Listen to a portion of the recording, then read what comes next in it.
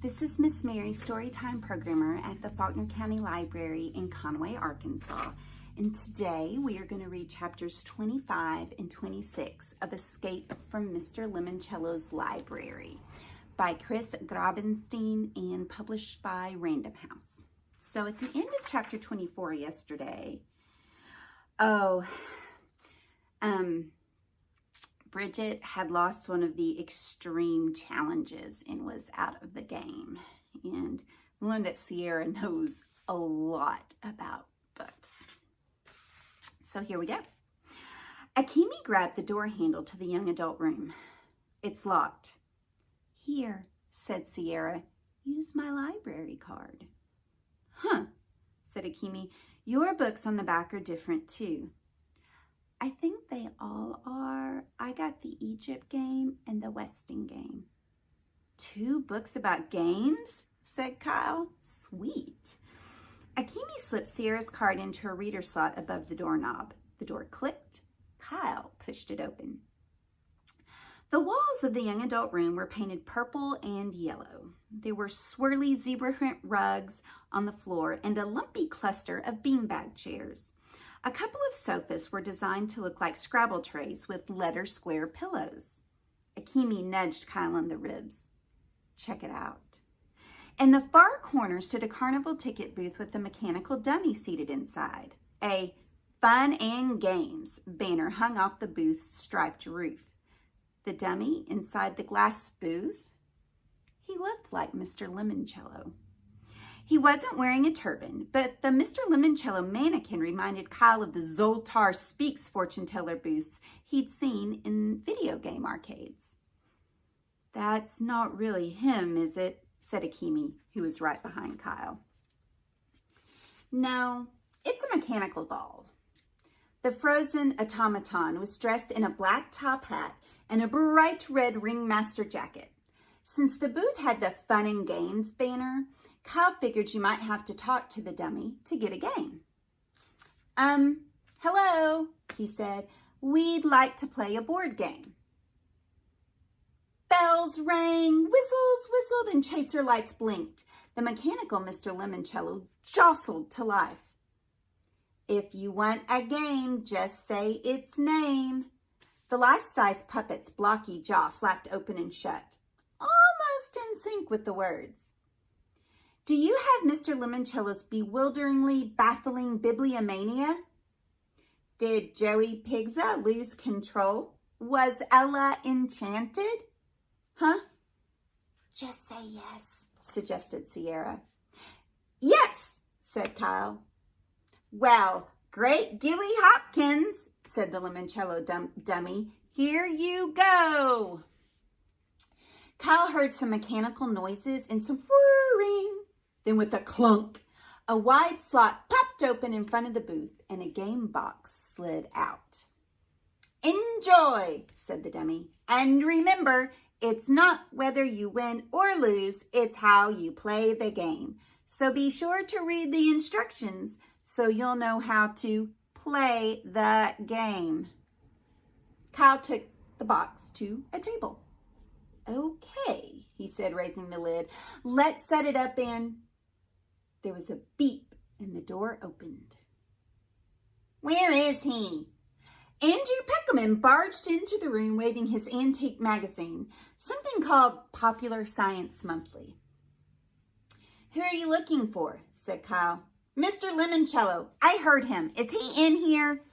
Kyle pointed toward the frozen Limoncello doll sitting in the Carney booth. It's a dummy. Peckelman whipped his head around from side to side. Is there a camera in here? Right over the door. Peckelman spun around to face it. Kyle, Akemi, and Sierra formed a human shield to hide their bibliomania box.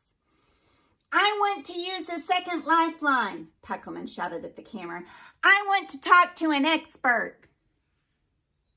Very well, said a calm voice Kyle immediately recognized as belonging to Dr. Zinchenko. With whom do you wish to speak?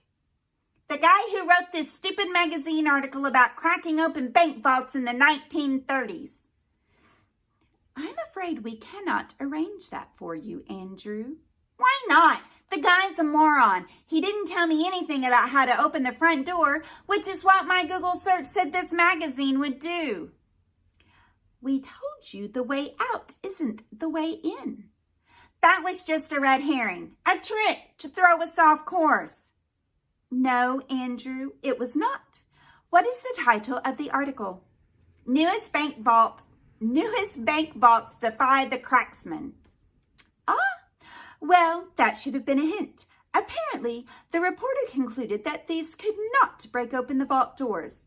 When doing internet research, it is important to let me talk to the stupid idiot.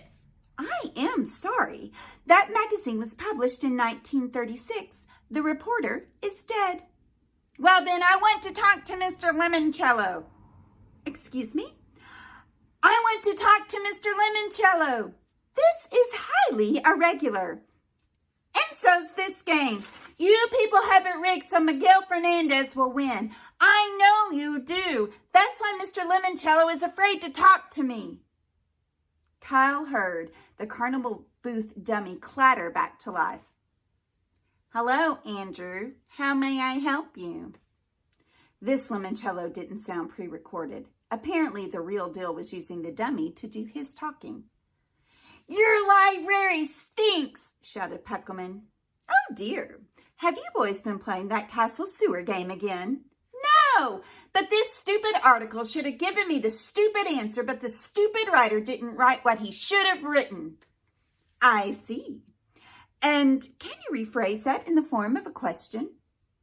How many can I ask you? Just one, and then we're done. Okay, you're the expert on this stupid new library game. So, where's your favorite contestant? Where's Miguel? Is that your final question? Yes. Assuming our video monitors are correct, Mr. Fernandez is on the other side of the third floor doing research in the art and artifacts room. Thanks. Andrew bolted out the door. The Limoncello puppet bucked and drooped into its off mode. Kyle sprang up from the table. Come on, he said to Akimi and Sierra. Akimi sighed. Now where are we going? To make sure Puckleman doesn't do something stupid that gets Miguel kicked out of the game. And why would we do that? Because Miguel's our friend? Akimi glanced at the floor plan. The art and artifacts room is on the other side of the circle. Sierra, stay here and guard the game box. Come on, Akimi. So Kyle and Akimi looped around the third floor balcony to the other side. Kyle glanced at his watch. It was almost 3 p.m.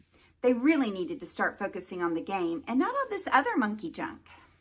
As they neared the arts and artifacts room, there was a shout and the door flew open. Andrew Puckleman came running out.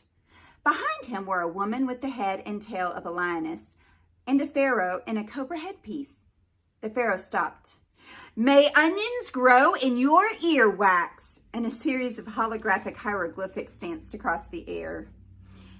Andrew Puckleman raced to a staircase, grabbed both handrails, and hurried down to the second floor. The Egyptians vanished. Cal and Akimi entered the art and artifacts room and found Miguel seated at a desk with what looked like blueprints. You okay? Asked Kyle. Yeah, man, I'm fine. Thanks. Those guys chasing Andrew, where'd they come from? Holograms from the giant Lego Sphinx and Pyramid exhibit. So, why'd they turn on Andrew? Asked Akimi. I don't know. One minute he's yelling at me, the next the Pharaoh and Sekhmet are yelling at him. Sek who? Said Kyle. Sekhmet, said Akimi, the Egyptian lion goddess and warrior. Haven't you read The Red Pyramid by Rick Riordan? It's on my list, said Kyle. Or it would be. He definitely needed to start a reading listing so he could catch up with everybody else. I bet the security guards in the control room fired up the Egyptian holograms when they saw Andrew going berserk in here, said Akimi. Good, said Miguel. A library is supposed to be a place for peaceful contemplation. That was when Sierra Russell rushed into the room. You guys, right after you left, the Mr. Limoncello dummy spit out a bonus card. Oh my goodness, there's a lot of things happening right now. Let's just keep going. Chapter 26. Very clever, said Charles, pulling another silhouette card out of a book. This is what it looks like.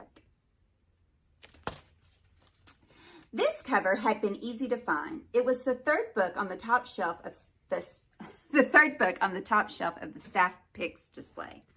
The image on the front was a bright yellow yield sign. The title, Universal Road Signs, by renowned trafficologist Abigail Rose Painter. Charles had found the matching book in the 300s room on the second floor. The 300s were all about social sciences, including things like commerce, communications, and ta-da! Transportation. The image also fit nicely with the pictogram he had found in the 700s room in a book called The Umpire Strikes Back. That baseball book was the first cover on the second shelf in the display case and had given Charles a card with the classic pose of an umpire calling an out. Reading the images from left to right, then down, just like you'd read a book, Charles knew he was on the right track. The traffic sign book gave him walk, and the umpire book gave him out. Put the two picture words together, and he had walk out. Clearly, if he could find all 12 silhouettes, the staff picks display would tell him how to walk out of the library, although he had absolutely no idea what the first image he had found. Although he had absolutely no idea what the first image he had found, the quarterback tossing a pass, had to do with escaping the library. I mean, not yet anyway. 3 down, 9 to go, said Charles, winking up at the closest security camera. And Mr. Limoncello, if you're watching, may I just say that you are an extremely brilliant man. Charles had never sucked up to a video camera before. He figured it was worth a shot. Maybe Mr. Limoncello would send him a bonus clue or something. Instead, when Charles stepped out of the 300s room, somebody sent him Andrew Puckelman.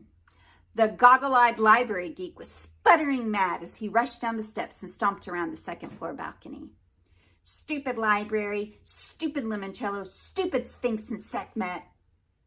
Why so glum, Andrew? Charles called out. Because this game stinks. Mr. Limoncello just sent a bunch of holograms hurling hieroglyphics after me. He could put somebody's eyes out with those things. Really? With a hologram? Hey, they're made with lasers, aren't they? Indeed. Say, speaking of hieroglyphics, where might I find a book about picture languages? Huh! Why should I tell you? Because Kyle Keeley is working with Akemi Hughes and Sierra Russell. I imagine it is only a matter of time before your friend Miguel Fernandez joins their team too. Miguel isn't my friend. Besides, I'm better at navigating my way through a library than he'll ever be. I know. That's why I want you on my team. Really? Charles smiled. Kids like Andrew Puckelman were so easy to manipulate. Oh, yes, work with me, and I'll guarantee the world will know that you should be the head library aide at Alexandriaville Middle School. The 400s, blurted Puckelman. Pardon? That's where you'll find books on hieroglyphics and all kinds of languages. If you want secret codes, those are in the 600s room. The 650s to be exact. Charles shot out his hand. Welcome to Team Charles, Andrew. The new teammate stepped into the 400s room. For some reason, it was pitch dark and smelled like pine trees.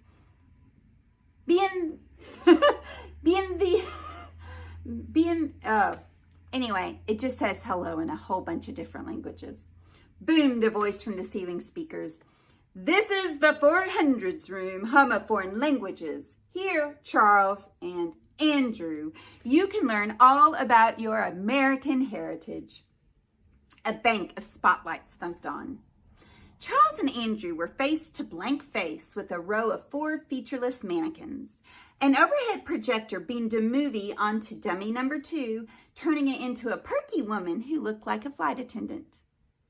Hello, and welcome to Your American Heritage. I'm Debbie. Let's begin your voyage. That's okay, said Charles. We're rather busy. Let's begin your voyage, the mannequin repeated. Charles sighed. Obviously, there was no way to turn this silly display off. He might as well speed things along by telling the dummy what it wanted to hear. Fine, but can we go with the abridged version? We're in a bit of a rush. Yeah, added Andrew. We have to escape before noon tomorrow. The woman, whose body remained frozen while a movie made her face and costume spring to life, reminded Charles of the graveyard statues from the Haunted Mansion ride at Disney World. While we research your family trees, she said, please enjoy this short and informative film. Is this part of the game? Whispered Andrew to Charles. Possibly. Pay attention for any bonus clues. Okay, what do they look like? Who can ever say? A screen behind the life-size dummies leapt to life with all sorts of scratchy images of people huddled together on the deck of a boat near the Statue of Liberty. For decades, narrated the ceiling voice, public libraries have proudly served America's newest citizens, the immigrants who flocked to these shores yearning for the freedom to build their own American dreams. Charles wasn't really interested in this kind of stuff. His ancestors were all Americans. The only language they spoke was English. Yes, the library is where many new arrivals journey first, to learn their new homeland's language, to keep in touch with the world they left behind, to search for the gainful employment that will make them productive residents of their newly adopted home. The movie dissolved into blackness. Thank you for your kind attention, chirped the cheerful Debbie. We have completed your American family tree. Let's meet your first American ancestors. 2 mannequins sprang to illuminated life, both of them dressed in traditional Thanksgiving pilgrim costumes. I know who they are already, said Charles. That's John Chiltington and his wife Eleanor.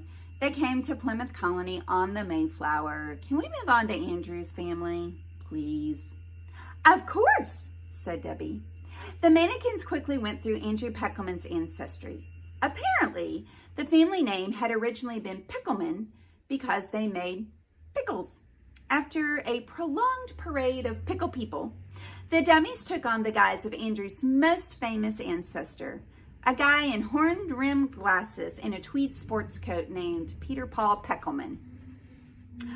I appeared on the TV game show Concentration in 1968, he announced, and won a room full of furniture and wood paneling for my rumpus room. Charles smiled. He knew the TV game show Concentration was very similar to Mr. Limoncello's phenomenal picture word puzzler, one of the games he had picked up at the toy store. Peter Paul Peckelman's claim to fame was further confirmation that piecing together the picture puzzle would show Charles how to escape from the library. He'd been right. The dummies had just given him a bonus clue. The yard waste truck, the pink one, is driving right by my house. Sorry for the noise. So that's the end of chapter 26. Have you guessed what the bonus clue the dummy just gave him was? I don't want to say anything yet. I think I'm just going to keep reading. So you think about it, and then tomorrow, hopefully it'll tell us if we're right or not. What do you think? I have to say, I am kind of surprised at the turn of events regarding Andrew Peckelman. I didn't expect him to be so angry and frustrated with Miguel. I mean, he's really got a problem with Miguel. And I'm again surprised by Kyle and his thoughtfulness about the other kids in this game. He really seems like he wants everybody to have a fair shot at it. And Akemi seems to be a little frustrated that Kyle isn't just focusing on them, but she's going along with it. So, very interesting. Of course, Charles' ancestors came over on the Mayflower. All right. Well, that's all of Mr. Limoncello's library for today. Tomorrow, I'll see you for chapters 27 and 28. Goodbye.